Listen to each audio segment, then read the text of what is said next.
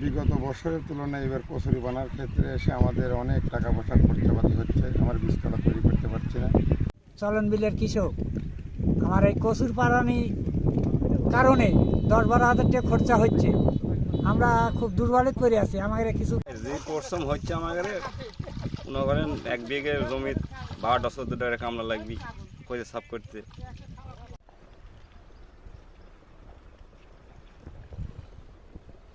হ্যাঁ হ্যাঁ চলন বিল এলাকায় দীর্ঘদিন বন্যা থাকার কারণে এত কচুরি পানা জমে গেছে যে কৃষক এবার হুতাশা যে ইরির আবাদ করবো কিনা, তাই কামলা দিয়ে বিঘা প্রতি 20 থেকে 25 হাজার